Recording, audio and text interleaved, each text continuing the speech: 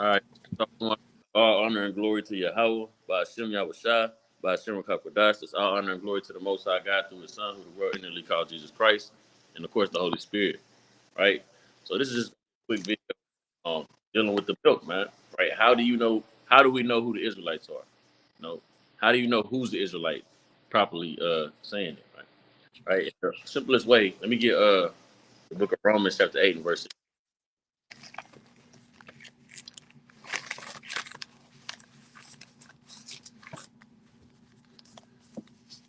Chapter 8, verse 1. 8 and 16. 16. It's the book of Romans, chapter 8, and verse 16. It says, the Spirit itself beareth witness with our spirit that we are the children of God. Right. It all starts with the spirit, right? But don't get it twisted. This is a fleshly thing. It's not a thing where you could be a spiritual Israelite, right? You cannot be a spiritual Israelite. You cannot spiritually take on a nationality or ethnicity. But there is something that your spirit have to bear witness with, right? Let's first prove that it's a flesh. Go to Romans 9. First, we can start at 1. Cool.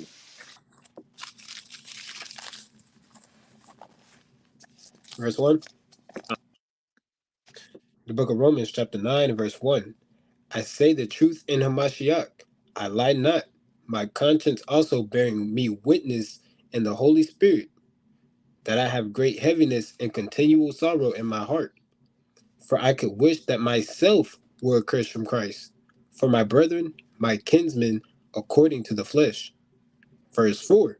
Who are Israelites, to whom pertaineth the adoption, and the glory, and the covenants, and the giving of the law, and the service of God, and the promises? Whose are the God? Right. It says according to the flesh, right? And all these things are promised to the Israelites who are Israelites according to the flesh. You're not an Israelite according to, because you want to be one. According to what Christianity says, where they have what you call supersessionism, huh? Right? Replacement theology, where they're saying that the so-called Christian church has taken place of the Israelites. No, that doesn't happen. You're an Israelite according to the flesh, but there are things your spirit have to bear witness to, man. Right? It's not about how you look. It's about something specific. Let's go to the book of Deuteronomy, chapter 28, and start at verse 1.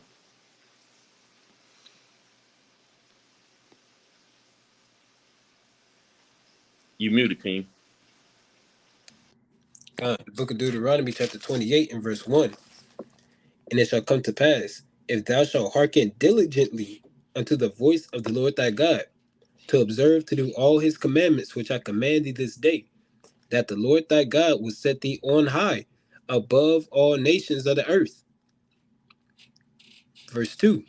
And all these blessings shall come on thee, and overtake thee, if thou shalt hearken unto the voice of the Lord thy God. Right.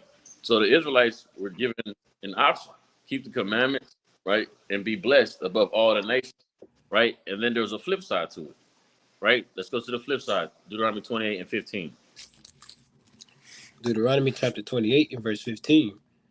But it shall come to pass, if thou wilt not hearken unto the voice of the Lord thy God, to observe to do all his commandments and his statutes, which I command thee this day, that all these curses shall come upon thee and overtake thee. Right. So if you don't listen to the voice of the Most High God, then these curses will come upon you and overtake you. Right. There's something very unique about the curses. There's something very different about the curses. This is what your spirit have to bear witness to.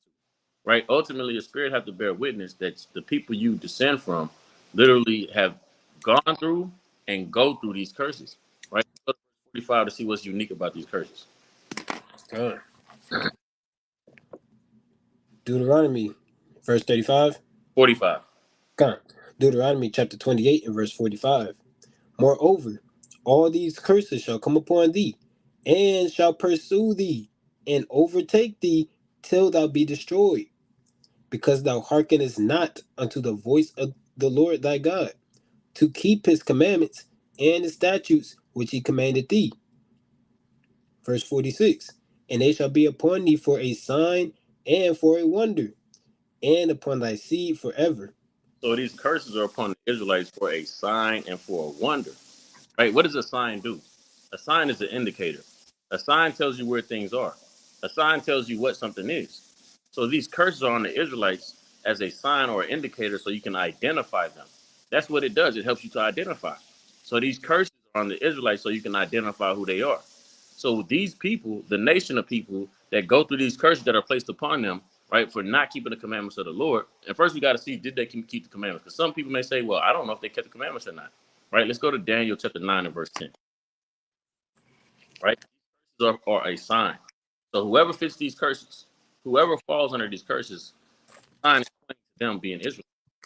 This is Israelite today. How you know who's an Israelite? Every nation, as a nation, doesn't go through curses. By and by, some people in various nations may go through some of these curses, but they don't go through it as a nation. Right? Go ahead and read that down 9 and 10.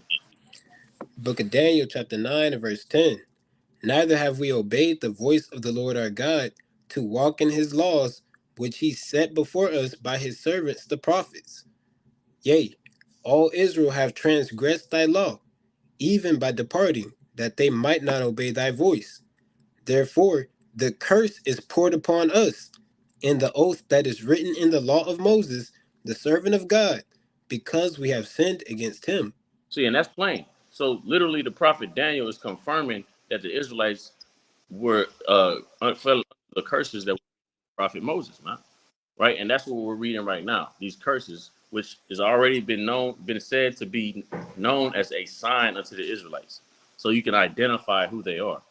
Right, so we understand what that the Israelites are by the flesh. Right, that's who they are. It's not any spiritual Israel. We understand that it's by the flesh now. We understand that what they had an option, either be blessed by keeping the commandments or be cursed by not keeping the commandments. We understand that they did not keep the commandments because Daniel confirmed it, and we understand that they went under curses, which are a sign unto them if they do not keep the commandments, to know who they are in these last days. And it said, "Upon thy seed forever," meaning what? That as long as they're generating children, these curses are upon them. Right. So let's go back to the book of Deuteronomy, chapter 20. Let's go to verse number 16. So we're not going to go through all the curses. Whoever watches this video, and if you want to learn more and do more research, Deuteronomy 28:15 all the way down to 68 is a list of curses that fell upon the Israelites. You can take the time and you can read through all of them if you want to. We're not going to go through all of them. We're just going to hit a couple key ones to give you a sense or a feel for who these people are. Right. So let's go to verse 16. Book of Deuteronomy, chapter 28, and verse number 15. It says, verse 16, cursed shalt thou be in the city, and cursed shalt thou be in the field. So you got to ask yourself a question, right? Being cursed is a bad thing, right? That's a bad thing. Now, what people are living in a bad estate in every city? Who do you find in the projects? Who do you find in the ghettos? Who do you find being shot down in the streets? Who do you find filling up the jails? Who do you find damn um on Section 8 on food stamps, right? Who do you find in all of these various bad things in every city, man? Schools damn don't have the materials they need. Teachers don't even care because the kids are so called bad, but they don't have nothing else to do but be bad, man. Who's living in this bad estate in all the cities, man? And who has always, since came off the slave ships, been living like that, man? The so-called Black, Hispanic, and Native American man, right? That's who fits that curse. And it says curse in the field. Who was going through bad things in the field? Whips on their back, picking plenty of cotton until they couldn't pick any more cotton, right? Being chained up, walking shackled, you know, foot to foot, arm to arm, shackles on their neck in the field. Even in today's world, you have what they call the work field. Well, who's the last hired, first fired in the work field, man? Who's the last one to get damn promoted in the work field, man? Right? Even then, we still receive the bad things in the modern day field, which is the work field. Hey, man, who's in the chain gang at the prisons, damn, on the whole squad in the field working their behinds off? Chiefly the so-called Black and Hispanic man. So even today, we still curse in the field as well. Right? So the so-called Black man, Hispanic, and Native American man, they fit that curse. Right? Read on. Verse 17, cursed shall be thy basket and thy store. Cursed shall be thy basket and thy store, going into your businesses. What people, what people don't have prominent businesses? What people don't have prominent businesses? What people do you know when they do own a prominent business, the so-called white man either buys it from them or finds a way to take it from them? What people is that? What people is it that literally they have to go get a approval for a loan for a business, man?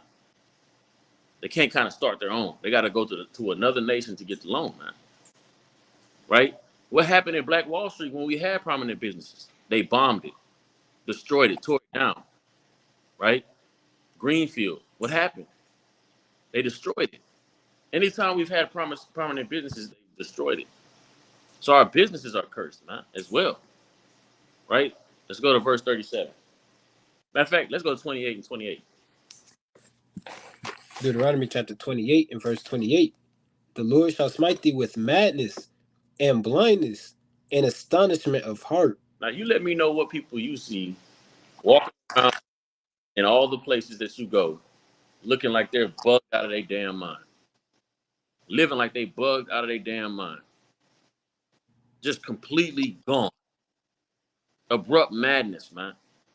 You know, you go downtown in our city, don't get me wrong, you'll find some homeless Edomites, so-called white people. But chiefly, you're going to see a lot of so-called black and Hispanics. And they're going to be doing some crazy things, man. You're going to see some off and crazy things that'll just have you like, man, this is bad. That's being cursed with madness, man. Bugged out of their mind. Just walking down the street. One day, I remember one day we was at camp downtown, and the dude kind of just pulled his thing out, man. Just right there. In the middle of everybody. Just right there, man. Madness, man. And blindness, don't know what the hell going on. What people don't know what's going on. What people don't know who they are. What people don't understand who they are. That's a form of being blind, to not know who you are, man. To not know where you came from. That's a form of being blind. What people are stricken with that. Right? That's the so-called black and Hispanic man. Hispanic man don't have no idea what language they spoke before they was given Spanish. The black man don't have no idea what language they spoke before they was given English. You see that's literally blindness, right? Let's go to verse 37. Deuteronomy chapter 28 and verse 37. And thou shalt become an astonishment, a proverb and a byword among all nations. Thou shalt become astonishment. I use the same thing every time I ever go through this verse. An astonishment is something that leaves people in awe. Now, you tell me if this is something that leaves the other nations in awe, the other races around us in awe. The so-called black man is strong, is one of the strongest, is the strongest, the most athletic, right? He have a lot of guns, a lot of gangs, and he's supposed to not fear anybody. But do you know who the so-called black man only kills? His own people. The so-called white man kills him all day long, and he'll let him walk right by. But if his brother step on his shoe, he gonna blow his brains out. If his brother look at him wrong, he gonna blow his brains out. If you don't think the other nations are looking and astonished by the fact that we have all these gangs that could fight against their enemies, but instead they only fight against their own people, that's an amazing astonishment, man. I'm astonished at it, and I am a so-called black. I'm astonished at it. So imagine how the other nations look at it. You know, they have damn gentrification. The so-called white man moves into the hood. They got a damn condominium built right next to the projects or right next to the Section 8 homes, right? He comes down, pocket full of credit cards, hops in his Tesla, drives off. Nothing said. Next thing you know, the so-called black man's brother who grew up in the hood with him pulls up in a hoopty, hops out with J's on, and they beat him up and take his J's. Empty out his pockets. That's an astonishment, man. It says what? And a proverb. What is a proverb? A wise saying. What's the wise saying on a so-called black man? You want to hide something from a nigga? Put it in the book. Who else you know with a wise saying like that on? What's the wise saying on the so-called white man? What's the wise saying on the so-called Asian man? The African man? The Arab man? It's not in there, man. It's not one. But we got one. You want to hide something from a nigga? Put it in the book. Right? And this is a byword. Anything outside of your God-given nationality. Being called a nigga. a Negro, ADOS, African American, Afro American, colored, right? I just named 6 different bywords on our people, man. Just off the top. And if I sit here and think for a minute, I could probably name 12 more, right? We fit that curse, man. That's us again. And remember, this is how you identify who the Israelites are through the curses. And the spirit has to bear witness to feel inherently and inside of you that, hey, the Lord talking to me. Hey, my people went through that, right? Let's go to 48. Deuteronomy chapter 28 and verse 48. Therefore shalt thou serve thine enemies, which the Lord shall send against thee, in hunger and in thirst, and in nakedness, and in want of all things. Now, an enemy of Israel will be anybody that's not an Israelite. So anybody that's not a black, Hispanic, or Native American, that would be an enemy. It said you shall serve your enemy in hunger. So if you want to go to damn Walmart, Kroger, Publix, HEB, Target, anywhere you want to go get food from, McDonald's, Taco Bell, Chick-fil-A, it don't matter. Anywhere you go to, you're not going to be getting it from your own people. I don't care if you go to damn Momo's Soul Food Restaurant. I don't care if you go to damn Slutty Vegan in Atlanta. I don't care where you go, right? Literally, those people are getting the produce from a nation that's not their own nation.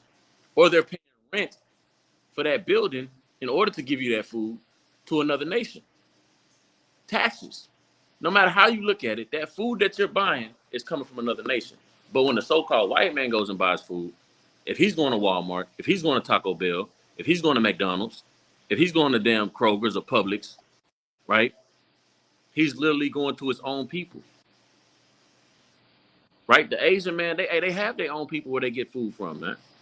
They ain't got to go to nobody else, right? And it says in thirst. We don't own Fiji. We don't own Aquafina. We don't own Nestle. We don't own Ozarka. We don't own Coke. We don't own Sprite. We don't own Pepsi, right? We still gotta what? Go to our enemy to get that. Even if you put a rain catcher in the back of your backyard, the so-called white man is gonna put a tax on it and make you pay for that rain catcher you have, man. You gotta pay to catch rain to drink it, man. So even when you thirsty, you still gotta go to another nation. I promise you, the Asian man has a bottling company for water. You can look it up. The African man has a bottling company for water. You can look it up. The Arabic man has a bottling company for water. You can look it up. And we definitely know the so-called white man has a bottling company for water. You can look it up, man. Right? But we don't. And it says what? In clothing. Right? We don't own any textile mills. It don't matter if you go to you go get what's a so-called black, damn Yeezys, man. We already seen that damn, what, Adidas dropped them. We don't own any textiles. We picked all the cotton, but we don't own any textiles. Go on Alibaba, go on AliExpress, and try to get your clothes in bulk. And I guarantee you buying it from either an Asian, an Arab, a so-called white man, or African. But you ain't buying them from no Negro, or no Hispanic, or no Native American, right? And it says in want of all things, right? If you want a damn school loan, who do you got to go to? You want a damn car loan, who do you got to go to? A birth certificate, who do you got to go to? Social Security card. Why do you even got to have a Social Security card? But still, who do you got to go to? A damn a death certificate if you die. Who does your family got to go to? It doesn't matter. Anything you want, and you got to go to that man. That's a curse. That's on the Israelites. But the so-called black man fits that curse, right? So-called Native American and Hispanic man fits that curse, right? Read on. It reads, and in want of all things, and he shall put a yoke of iron upon thy neck until he have destroyed thee. Now you tell me which people had a yoke of iron on their neck. Pull up a picture of a so-called white man who calls himself a Jew with a yoke of iron on his neck. Pull that picture up. I bet you can't. All I got to do is type in yoke of iron, and the only person that's going to pop up is going to be us. Right? The Lord said this was going to happen to the Israelites, though. He didn't say it was going to happen to niggas. He didn't say it was going to happen to Negroes or blacks or African Americans. He said it was going to happen to the Israelites. Let's get two more curses. Let's go to 54. Deuteronomy chapter 28 and verse 54. So that the man that is tender among you and very delicate, his eye shall be evil toward his brother, and toward the wife of his bosom, and toward the remnant of his children, which he shall leave. Right. So it said what? Man that was tender and delicate. How do you handle something that's tender and delicate? With care. Once upon a time, this man was tender and delicate. Somebody that you handled with care and handled you with care. Right? But now his eye shall be evil towards his brother. What's Bloods and Crips? What's Vice Lords and Latin Kings and GDs and BDs? What's North Side versus South Side? Old block versus whatever other block. What's get out the gas station and the so-called black man me mugging you? And it says what? And he'll have an evil eye towards the wife of his bosom. Who whores they women out, man? I've never seen a so-called white pimp. You know, I see so-called black pimps pimping out their women all the time. I see in the music videos, black rappers calling their women B's and H's, man, having them get naked. You know, putting their hands on their women. Who does that? Who's known for that? Then it says, and against the remnant of his children, which he shall leave, man. Who grows up? Who grows up mainly without their fathers in the home? You know, you can take a poll. You can line up 10 so-called black men and ask them, was your dad in the home? It doesn't matter if you know your dad. We're not talking about that. It didn't say that you wouldn't know him. It says which he shall leave, meaning he's going to leave his children. He won't be living in the home. You can line up 10 black men and ask them, did you grow up in the home with your dad? I guarantee you only 2 out of that 10 will say they grew up in the home with their dad. That's 80%. What nation of people, 80% grows up without their dad in their house, man? You see that? But the Lord not talking to black men or black women. The Lord talking to the Israelites, right? Let's get one more curse and we'll close out. Let's go to Deuteronomy 28 and 68. Book of Deuteronomy chapter 28 and verse number 68. It says, and the Lord shall bring thee into Egypt again So with what ships. the Lord is going to bring the Israelites into Egypt again. Now, the Israelites, when they left Egypt the first time, right, they kind of walked out of there, right? And the Lord also says in the book of Exodus that they would never see Egypt again as a nation. So it's not talking about that physical land of Egypt. Egypt is synonymous with something else in the scriptures. Let's go to the book of Revelation, chapter 11 and verse 8. Right? We got to understand something. The Lord used a lot of similitudes, just like how we do. You know, I'm here in Houston. We got a hood in Houston called Third Ward. If your call came out here, and when we went to Third, he got robbed, and I'm messing with him one day, and I said, "Hey, all right, your call. I'm gonna drop your ass off Third Ward again." Hey, I guarantee you, the first thing that's running through his mind, man, he want me to get robbed. Mind you, the Israelites were slaves in Egypt, right? They were slaves in Egypt. So what runs across their mind when they hear about Egypt? And we also got to also look at something. What's on the back of your dollar bill here in America? Pyramids. Why do they got pyramids in America on the back of the dollar bill when there ain't no pyramids anywhere in America? Because they know where this is. They know what spiritual place this is, right? Read that, Revelation 11 and 8, Bible Shah. The book of Revelation chapter 11 and verse 8. And their dead bodies shall lie in the street of the great city. Right, great city, right? It doesn't mean a literal city, right? Because Babylon had cities inside of it, and it was still known as a great city, right? So city represents a nation. The great nation, what is the greatest nation right now? America.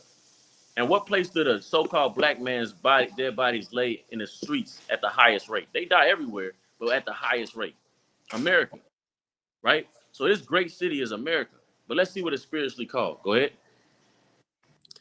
It reads, which spiritually is called Sodom and Egypt. Which is spiritually called Sodom and Egypt, right? Spiritually called, we understand why it's called Sodom. We ain't got it, we know what goes on here.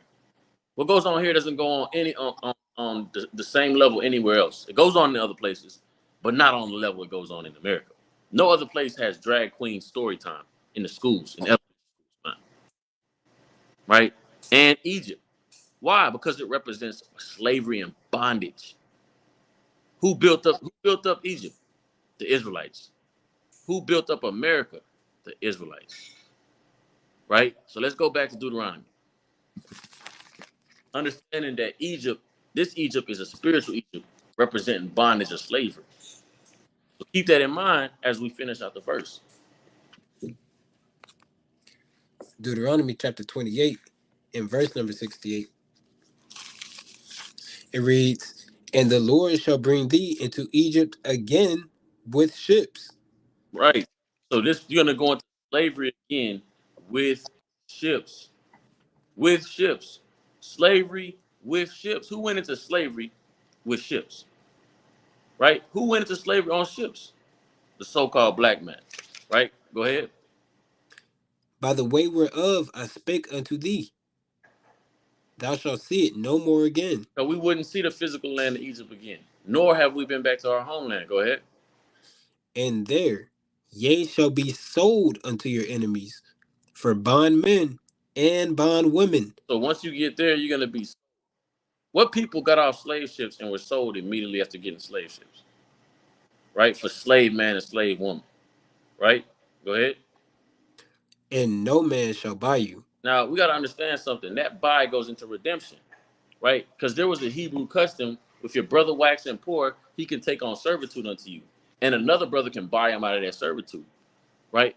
So that buy is going into redemption. Nobody will ever be able to redeem you out of that slavery until he sends his Lord, it sends Yahweh Shai, his son, to come get you.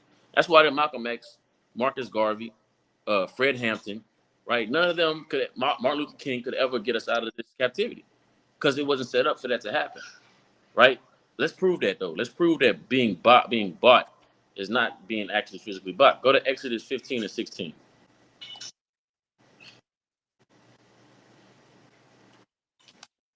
The book of Exodus chapter 15 and verse 16. "Fear and dread shall fall upon them.